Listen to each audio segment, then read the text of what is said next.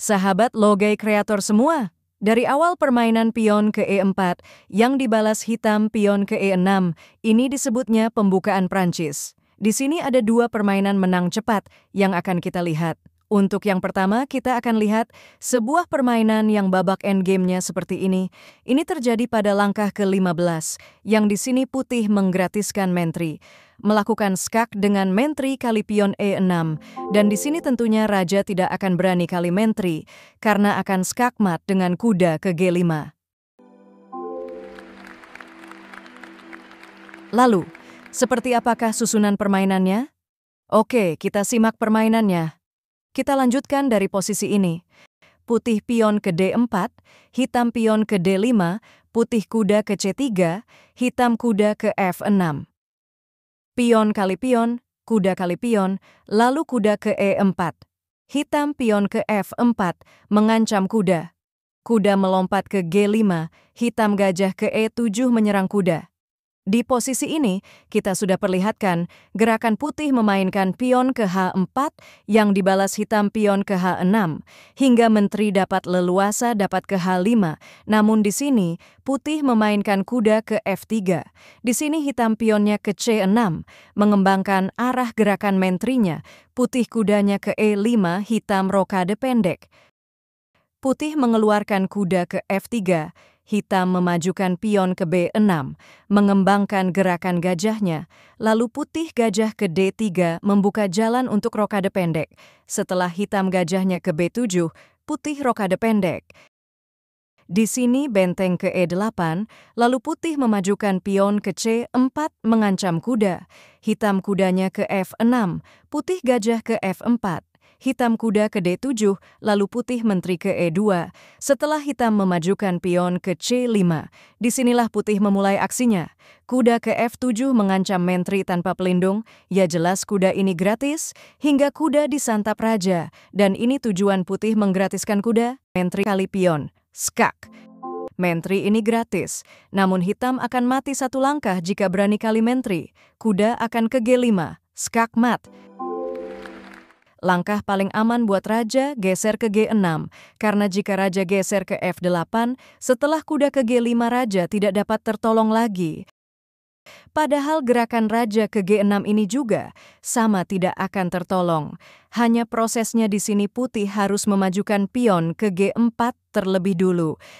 Saat ini raja terancam satu langkah skakmat dari dua perwira yang berbeda, yaitu dengan kuda ke H4 dan dengan gajah kali pion. Kuda tidak dapat kali pion karena terpin menteri.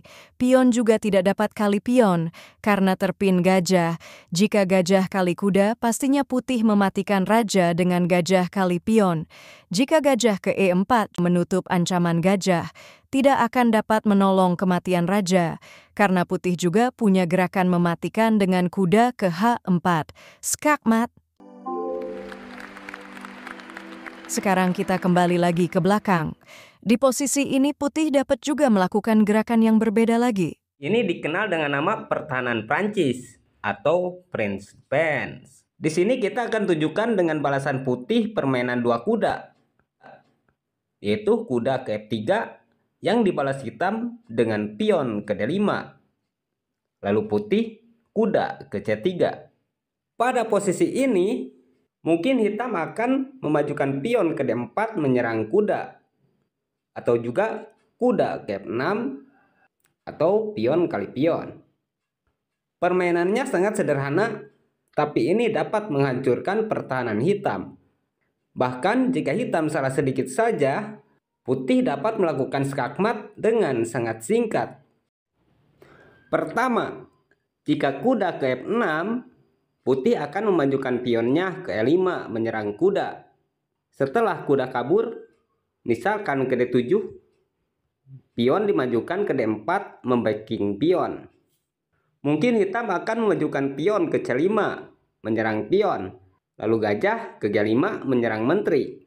Mungkin hitam akan menutup dengan pion. Langkah terbaiknya gajah ke E7.